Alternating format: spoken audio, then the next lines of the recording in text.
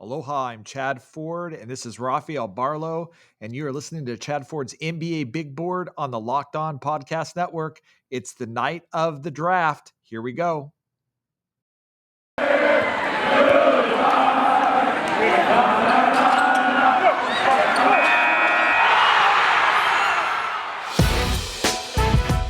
It's the Locked On Podcast Network, your team every day.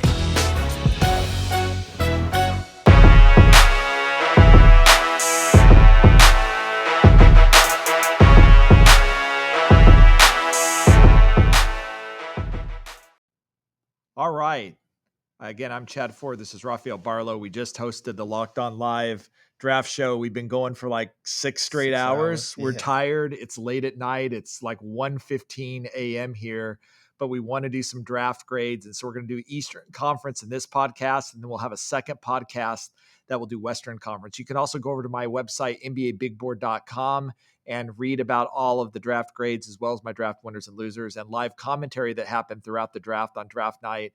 But Rafael and I sat through this whole thing. We're going to start with the Eastern Conference, of course, because you start with the Detroit Pistons. And the Detroit Pistons in this draft get Cade Cunningham, which I think, all sort of knew that they would get. Isaiah Livers at 42, Luke Garza at 52. And so let's start with what your draft grade is for the Detroit Pistons with Cade Cunningham, Isaiah Livers, and Luka Garza.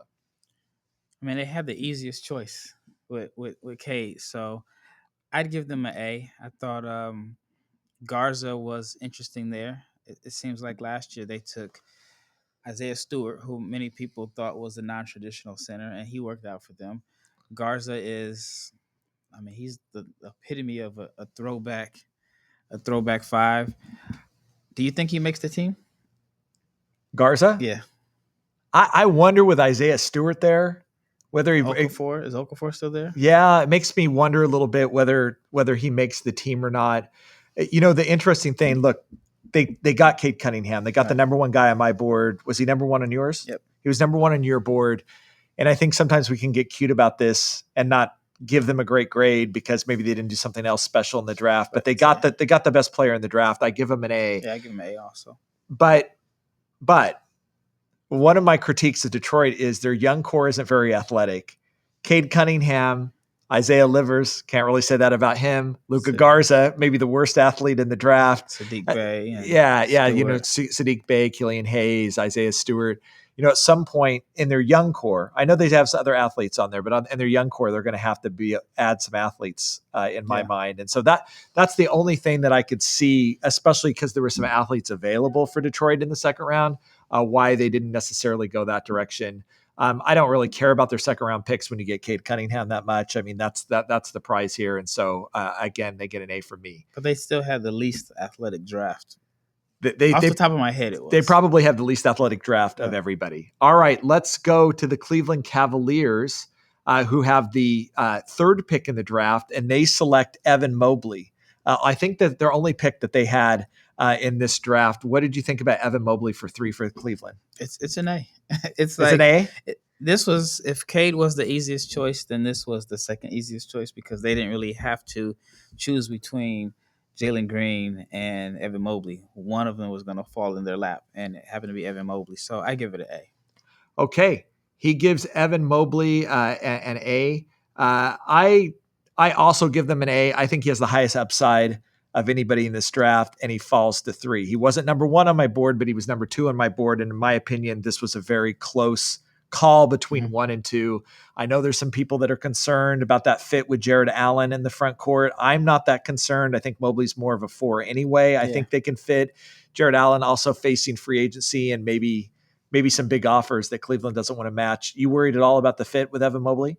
No, because I don't want Mobley defending Jokic, Embiid, and even guys like Valanciunas early in his career. So I think the 4 is the best position for him to start his career. Okay, let's go to Toronto now. And the Raptors have the first curveball of what became a series of curveballs in the draft. Not if you'd been reading my stuff or been following my podcast, though. I had been saying consistently for for several months, including from the moment that the Raptors had the 4th pick, that Scotty Barnes, I saw him as the number 4 pick in the draft. Unfortunately, I talked myself out of it this morning, changed it back to Jalen Suggs after just talking to a lot of people around the league that told me that I was crazy as well. Part of it was I was hearing for quite a long time there was a relationship between Masai and Leonard Hamilton, that he had scouted Scotty really carefully. This is the type of prospect that Masai has liked in the past. And even though Jalen Suggs, I think, is a more traditional fit, when you're thinking about maybe losing Kyle Lowry in free agency, at the end of the day, Masai's going to swing for the fences, and he does here with Scotty Barnes. They also get Delano Banton at 46, which is another giant point guard who can't shoot, and David Johnson out of Louisville, who at one time was thought of as a potential lottery pick kind of early in the season before he sort of dwindled off into the second round. What grade do you give the Raptors? Because I know that you're not a big Scotty Barnes guy. Yeah, I think that Suggs has one of the highest floors in the draft. Love Suggs' competitiveness. I would have went with Suggs, but I'll give Toronto, I give them a B. I like what they did with Banton. Maybe I'm a little biased because I'm from Nebraska, but he was someone that I was high on it. I felt like if he went to the right team and the right developmental program, which in my opinion, Toronto has the best as far as recent memory, that he could end up being something special. So I think Banton was a really good choice there. Yeah, though that should also hold true for Scotty Barnes as well. So if you're thinking about a team that needs to develop him, that's going to develop him the right way, then Barnes.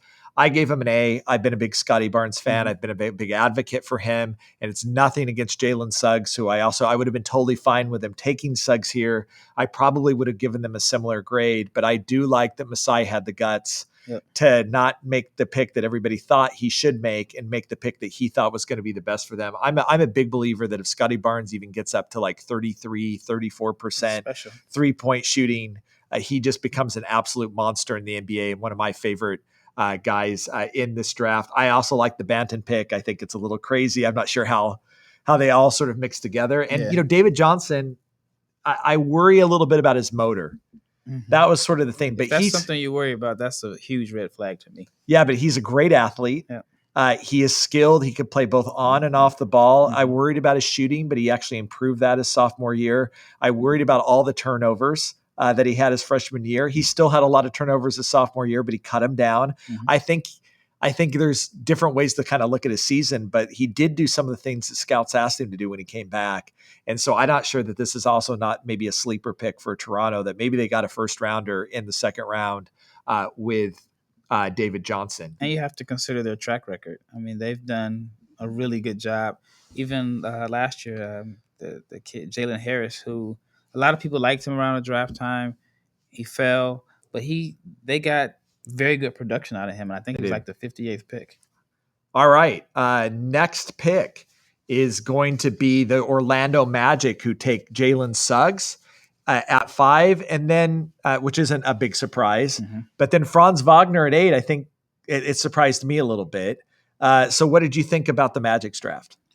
I thought with Suggs, I don't think that a lot of people thought Suggs would be available to them. I know me personally, I thought Suggs was pretty much a lock to go number 4. They made the right choice there. I like Wagner also. I thought he would go to Sacramento. I thought the Magic were going to end up with 2 wings, and like Kuminga and Moody. And to my surprise, they ended up with a point guard, and they ended up with I guess Franz can be a wing or a 4. I like them. I'm going to give Orlando an A minus. Okay, A minus. That's my grade as well for the Magic at A minus. An A for Suggs for sure. I actually think that was the guy that they preferred. I love his toughness. I think that they're looking for leadership in that backcourt now. I think he can play both, again, on and off the ball. And so depending on how you pair him with Markelle Fultz, RJ Hampton, Cole Anthony, it's a little bit crowded. It's very crowded. I'm assuming that they're going to address that this summer, though. And so that's not going to be as big an issue. Wagner, with Book Night there, I kind of like Book Night. I think when they got Suggs, maybe that shied them away from Book Night, maybe wondering how he plays in the backcourt, wanting to go bigger with the wing. The other guy that they had on the table, which I know you would not have approved of, was Zaire Williams there at at 8. Wagner certainly, from an analytics perspective, makes a lot of sense. He can defend multiple positions. I liked the pick. I maybe didn't love it at 8, but so I'm going to split the difference between the A for Jalen Suggs, a B for Franz Wagner, and give them an A minus. Yeah, the Wagner pick made a lot of sense. Him and Jonathan Isaac will give you two very good defenders on the wing. Yeah. And Wagner does a little bit of everything. I mean, before adding Suggs, you felt like, okay, who's the real point guard? They had a bunch of combos in a sense. And I think Wagner gives them another playmaker, another guy that, or a ball mover at least, which I felt like they needed.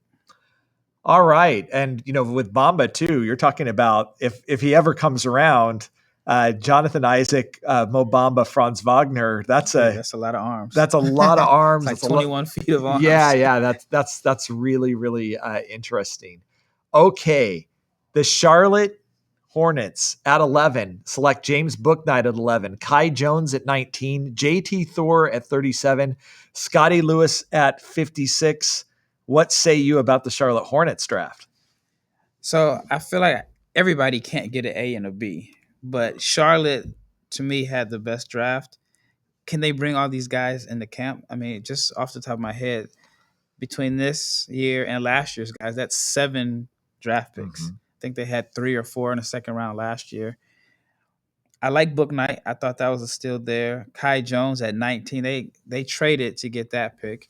I thought that was someone that a lot of people thought they were going to take at 11. Right. So they got 2 guys that, I mean, at very good places in the draft. JT Thor is a wild card. It's definitely a swing for the fences.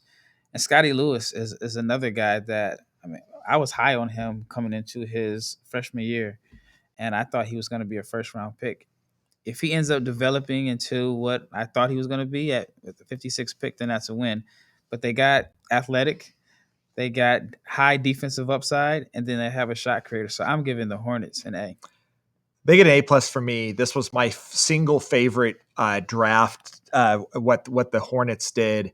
And I just love it when you think about LaMelo Ball. And him running the floor with Kai Jones, with JT Thor. It's going to be Lob City there now. And then Bouknight creating great shot creator in the backcourt. Super athletic. Hopefully he can shoot the basketball. I know there's some questions about that, but this could also be a D in 3 years. Well, I don't think so because of Bouknight. I don't see Bouknight failing, and that was their big swing. Yeah. I agree that Kai Jones and JT Thor are swings, and they could be swings and misses. Yeah. But if you're going to me, develop Kai Jones, put him with a creative ball handler like LaMelo Ball, get him 3 or 4 easy baskets every night because LaMelo gets him out in transition or, gets the lob to him. And then, you develop the rest of his game. But here's the other thing, you're right that a couple of these guys may not hit, but if Jones hits, just especially, forget JT Thor for a minute. If Jones hits and Bouknight hits and LaMelo Ball hits, and it looks like he's hitting, you've got a team who could be an Eastern Conference contender every year and may end up actually in the finals. And so I like the boldness of let's swing. And if these guys turn out, great. If they don't, we'll go out and try to find other players. So I'll be really intrigued. I know on League Pass, this is going to be a team that I think everybody's going to want to watch. And I just love that traditionally the Hornets haven't drafted that way or sort of thought about that. We get Miles Bridges. I mean, they got a ton of athletes on this team now. It's going to be really fun to watch. Big fan of what Charlotte did. That I don't know. I mean, I think, there's going to have to be some changes there. Devontae Graham's a free agent. Malik Monk's a free agent. My guess is neither of those guys are coming back at this point. It's just, I'm not sure. I'm not saying they're going to win this year or necessarily be great this year, but man, like 2-3 years. Oh, it could be really special. All right. I love it. All right. Well, Rafael and I have had our share of Built Bars on this set. Built Bar sponsored our live draft show. And if you didn't catch all of that, let me tell you one more time about Built Bars. They have 9 delicious flavors plus the occasional limited flavor. Everybody has something they're passionate about. I got coconut almond, cherry, raspberry, mint brownie, peanut butter brownie, double chocolate, salted caramel. What did you end up What did you end up liking I've to been hear? killing the salted caramel. Yeah. I got a box, so I'll be snacking on them the rest of the week. I was digging into the coconut, and then live on set, I had one of the mint brownies, like grasshopper or something, but it was like a mint brownie. It was really delicious. The thing is, they taste like candy bars, so you're kind of eating this like, oh, is it bad for me? But then you look at the ingredients. They got 17 grams of protein, only 130 calories, only 4 grams of sugar, only 4 grams of net carbs. So order today and get that raspberry or mint brownie or whatever it is you like. Go to BuiltBar.com, use promo code LOCK15. You'll get 15% off your first order. Use promo code LOCK15 for 15% off at BuiltBar.com. All right, you're listening to Chad Ford's NBA Big Board. I'm with Rafael Barlowe at NBADraftJunkies.com and also host of the Locked On NBA Draft podcast. We were just together doing a live show. It's late night. We're here in Dallas, really talking about draft grades in the Eastern Conference right now. You can also go read more about that over at NBABigBoard.com, where we're going to have draft grades, winners and losers, live draft analysis. And then coming next week, we're going to start talking about the 2022 draft. Let's move to the Pacers now. Chris Duarte at 13, Isaiah Jackson at 22 in a trade. Duarte super expected was actually one of the few things that I got right on my mock draft last night. Duarte at 13, Isaiah Jackson at 22, a little bit more of a surprise. How did you feel about the Pacers draft? You know, just looking at Duarte and Isaiah Jackson, it's like they had one of the stronger drafts. They got two different positions, two totally different ends of the spectrum. You got Duarte, who you expect to come in and be ready to contribute right away. And then Jackson is a high upside guy who, as we got closer to the draft, I thought, you know what, he is someone that I think is going to outplay his draft position. And I think they may have got a steal there because on my last mock, I thought he was going to end up at the back end of the lottery. All right. Well, Duarte at 13 felt a little bit like a reach for me, given his age and several of the guys that were on the board. However, when you factor in Rick Carlisle and what he wants and a little bit of an aversion to rookies, Duarte's good. Don't get me wrong. As a basketball player, I think he's great. I think he can shoot it. I think he can handle a little bit. I think he can defend multiple positions. And they needed that on the wing. They're going to lose Doug McDermott probably this summer. Mm-hmm. And I like the fit there that way. And then, like I said, they did get that upside guy in Isaiah Jackson. And we talked about this on the show that I was really impressed with his improvement at Kentucky throughout the season. He's the best rim protector in this draft. If he adds anything else to the mix, really great. I do think it begs the question, is Miles Turner going to be on this team at the start of the season? Yeah. My bet is no. No. I mean, I don't even know if he's going to be on the team a week from today. You would think there's going to be some type of trade on during free agency. They told me, someone in Indiana told me, no, we're not moving him, but I don't know that they move him just because they have Isaiah Jackson, because he's going to be a project, but it just seems like that's been in the air for a while. And I don't know. I think Sabonis's best position is at a center. So looking at the roster right now, you have Isaiah Jackson, you have Miles Turner, Sabonis, and then Batadze, who they just drafted a couple years ago, who I thought was productive when he had an opportunity to play. Are they going to carry 4 centers on the roster? I don't see that. That's a great question.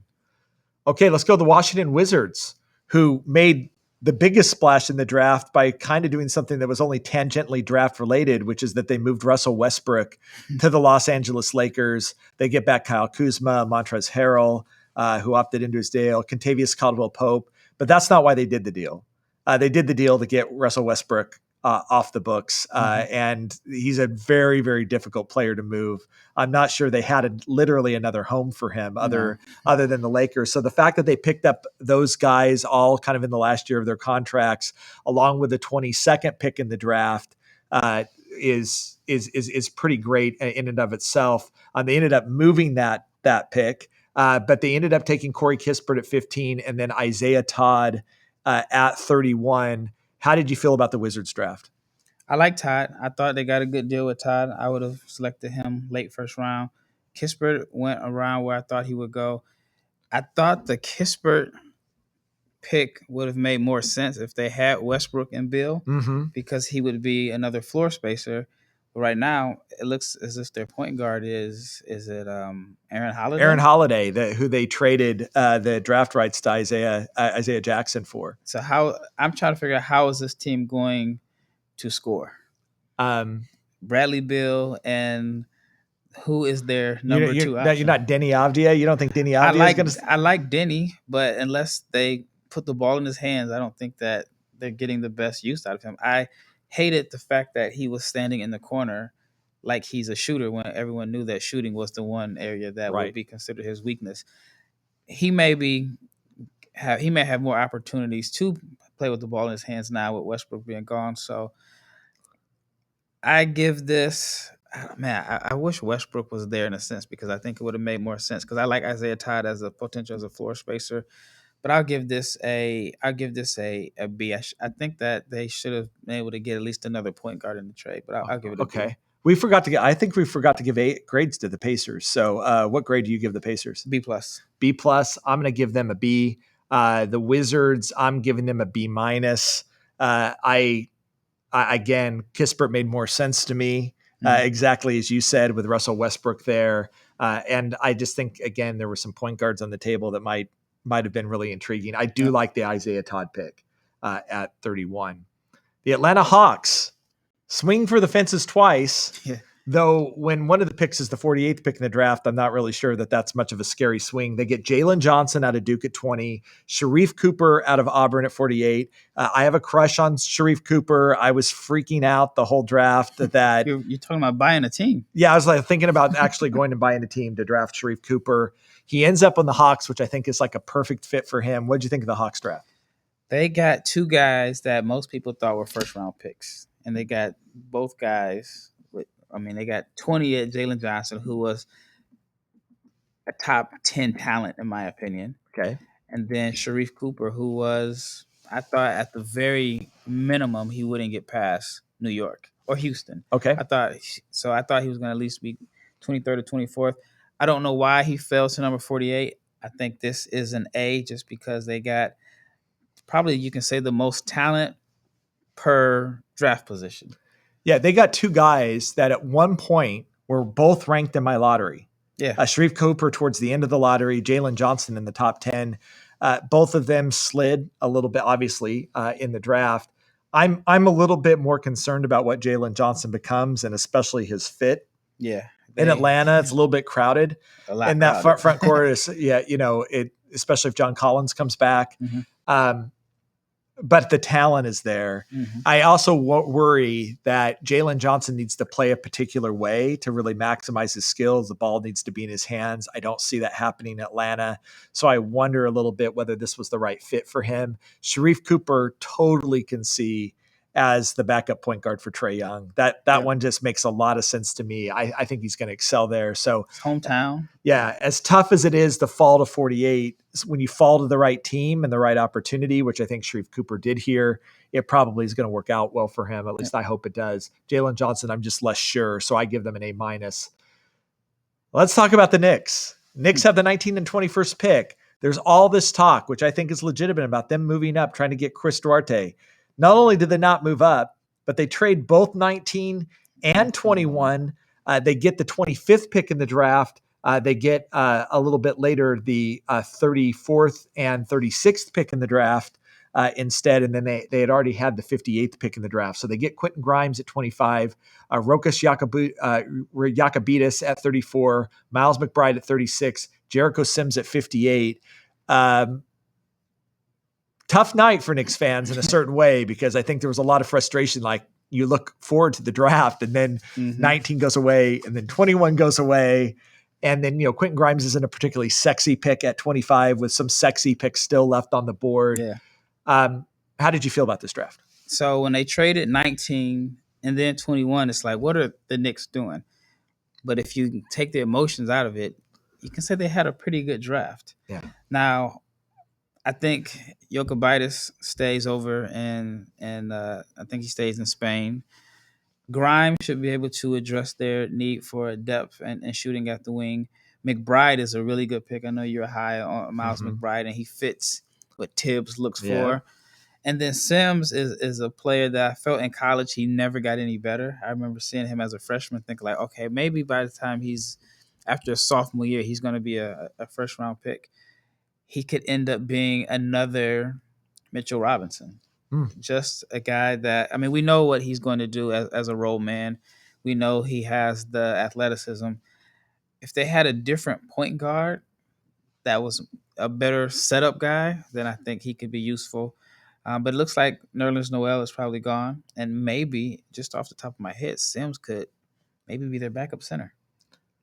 Yeah, I warmed up to it. I was ready to give him an F. Yeah, After 19 and 21, I was ready to slay them. And even when Quentin Grimes went, it wasn't turning me because, again, I thought Miles McBride was on the board and some other guys that I just liked better.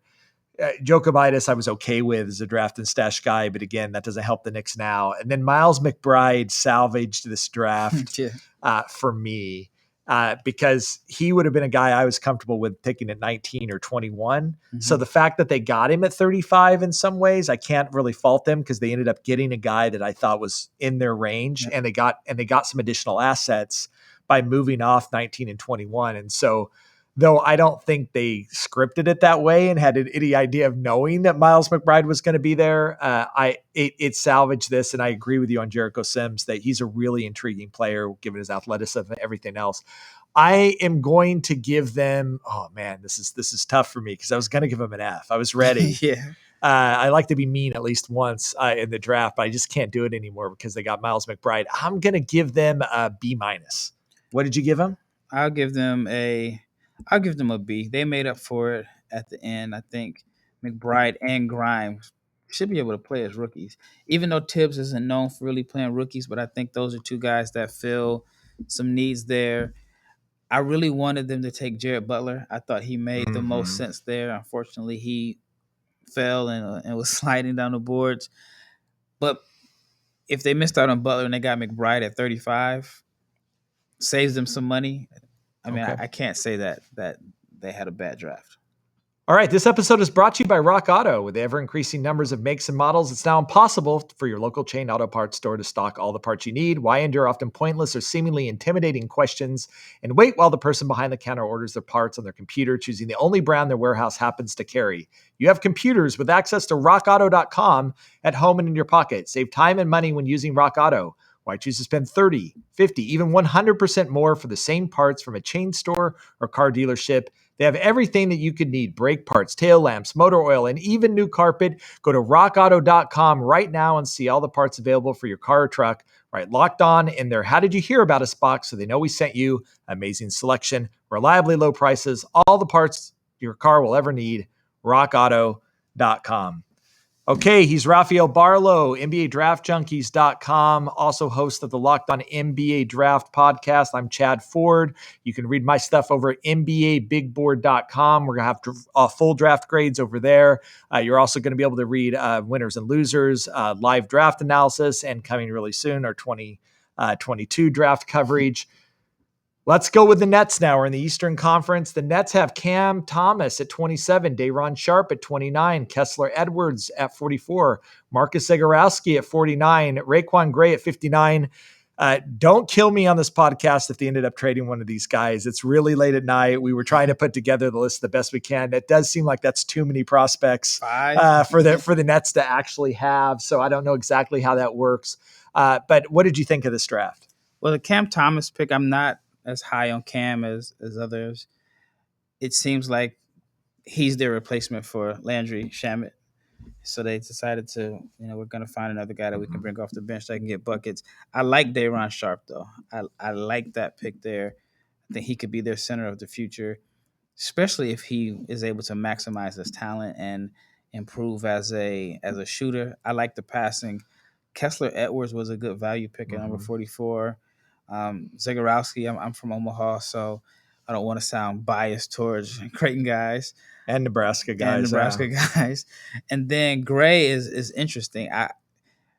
I was saying I said on a previous podcast, I wouldn't be too surprised if he's this year's Xavier Tillman. Okay.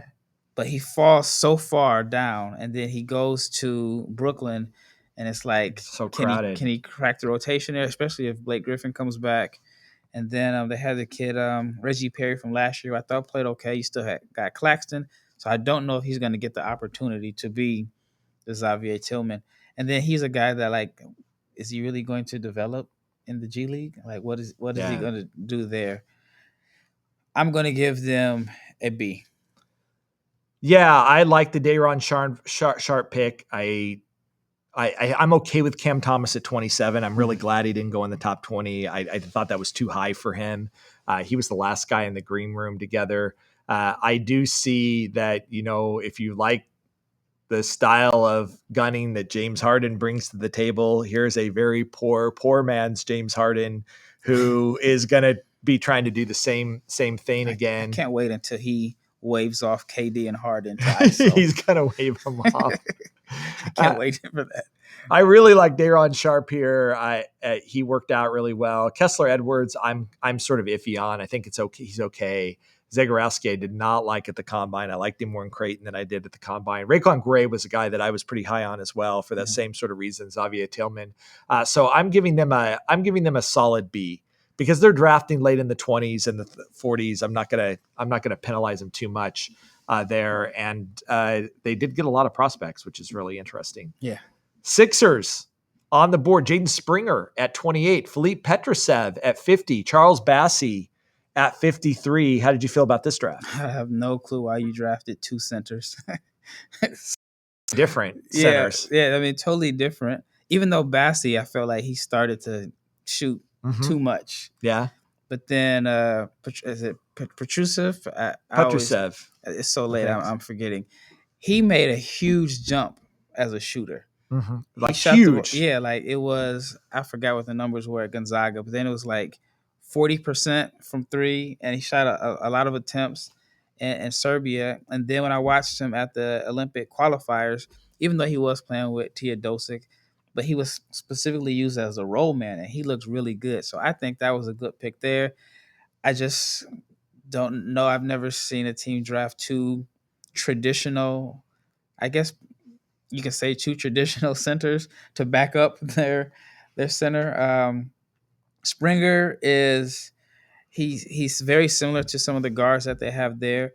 I would have taken, we mentioned it on the live stream, I would have taken Jared Butler there. I feel like he's more so of a ready to come in and play guy. He can knock down open shots. He can defend. I think Springer is somewhat of a project, and he's still somewhat of a combo guard like they have with Tyrese Maxey and Shake Milton and Seth Curry. I don't think they have like a real point guard. So I'm going to give them a C. Okay, a C. I'm going to give him a B minus. I like Jaden Springer. This was an analytics draft all the way, so you sometimes don't actually weirdly see that from Daryl Morey's teams. But all these guys were guys that popped analytically one way or the other. Petrusev's ability to stretch the floor is intriguing. Bassey, should be a rim protector. Kind of interesting. But I think this is the Springer draft for them, and a guy that could play both the 1 and the 2. I don't know if the shot translates. I mean, he shot well, but in a limited sample size, but he's strong. I've never quite got my handle on Jaden Springer other than to say that I think he's going to be pretty good. At 28, I certainly have no problems with the Sixers taking him here. So I'm going to give them a B minus. Bulls at 38. Ayo Dosunmu out of Illinois. They have one pick. It's in the second round. How do you feel about this pick? I like the pick. I think that he gets to stay home, stay in his. He hasn't left the state of Illinois. Yeah. Whether or not he plays, I mean, this is another. I know we're saying the NBA is positionless, and he is like Kobe White. There's different players, but they're like not necessarily ones. But can you call them twos? And then I imagine they're going to sign a point guard in free agency, so that backcourt gets crowded. But I like his intangibles. I like how he's going to play hard. He had one of the best seasons on paper in college basketball this season. Coming back did not help him. I thought that everything that scouts wanted to see him address, not everything, but most of the things that scouts wanted to see him improve on, he did, and he still ends up being a second-round pick. I like him. I don't know about this fit in Chicago. It's weird because we talk about positionless basketball, and then he gets called a tweener. Yeah. And, it can be confusing sometimes. Like, what do you want me to do? And like you, I think he did come back and do everything that he was asked to do. He had a very successful season for Illinois. I'm okay with this pick. I think it's a B for me. He's a backup guard that can play the 1 and the 2 in the backup. And I think at 38 to be able to get a guy that might get some minutes for you, I think is okay. Celtics, Johan Bagarin. Yeah. Out of France. You're going to be the expert here. Goes 45 to the Celtics. Clearly this is a draft and stash prospect. He actually did come over and play in that G League showcase in Chicago. What do you think about his draft prospects? He's been training here in Dallas. I know his agent, and he's someone that I remember sent his name as a prospect years ago. I watched him at Basketball Without Borders in 2020. He did not have a strong showing there, but he improved over the season. He was more so like this raw, super athletic guard that you can just see like flashes of potential. I thought he did a good job this year of improving. I want to say his 3-point percentage went up about 8 or 9%. He still has a ways to go, but he's one of the youngest guys in this class. On one hand, I see him as a draft and stash guy, but then knowing his agent, I don't understand why if he would leave him in this draft in order for him to go back. So they may have a plan. They may have plans for him there. Boston only has 1 pick, but then again, last year they drafted Madar and then they stashed him. So on one hand, I can see how, okay, off the top of your head, say, okay, this is a draft and stash guy. But I think that he would have been drafted higher if he was in next year's draft. So maybe they see something and they're going to play him in the G League. Yeah, that'll be interesting whether he's stash or G League or what have you. I do see the athletic upside, and there's things I like to his game. In 45, I think it's a perfectly acceptable draft and stash pick. So I'm giving them a B. What about you? Yeah, I give him a B. Okay, Bucks finally with the 60th pick in the draft. Giorgio Kalazakis, who you said you actually had on your podcast. Yeah, last year. At one point. Last year, you actually had this dude on your podcast. Yeah. Tell us, I think a lot of people probably don't know anything about him. Tell us what you think about him in this game. He is a big wing that has some skills. He can play, best case scenario, if he were to come over, he would be able to play multiple positions. I think the shot is okay, but it's just his versatility. So I didn't have him on my board this year. I did not either. So I was fortunate enough to where when I saw the name, I was like, I remember him. I remember watching this film last year. I doubt if he plays. I doubt if he comes over. He is from Greece. Maybe this is a it's a situation where the last time we drafted a guy from Greece, it worked out pretty well for us. Yeah. A versatile guy. Maybe Giannis was pushing for this. Who knows? So I wonder if he's an Octagon client, but I just don't see him coming over and really doing anything. So what's your grade? I'm gonna give it I'll give it a D. Okay, a D. I mean, that's tough with the 60th pick in the draft. But the Bucks did start this draft with the 31st pick in the draft and traded away, and I think that was actually a pretty valuable pick that they ended up trading away. So I gave him a C, but maybe the D was probably because I think there's you some kind of guys talked me into the D that didn't get drafted. That's that true. I thought that could possibly help. Any international player off the top of your head that didn't get drafted that you think may you've talked me back into a D, by the way. I'm giving them a D. Yeah, so I would have Vrens Blindberg. I've been high on him, so now it's like, all right, I did all this. I was high on him, and then all of a sudden, it's like, and you're like, this dude. You're like, Vrens Blindberg's way better than this dude. Yeah, I mean, I think so. Yeah. I think Vrens has a higher upside, but even some of the American prospects that didn't get drafted, I thought could have possibly been a better fit for the Bucks. Okay. He's Rafael Barlowe from draftjunkies.com. I'm Chad Ford. You can read my stuff over at NBABigBoard.com. These were the Eastern Conference grades. You can also find our Western Conference grades as well. Go over to NBABigBoard.com. Also draft winners and losers. Lots of stuff coming in 2022. You've been listening to Chad Ford's NBA Big Board on the Locked On Podcast Network. Aloha.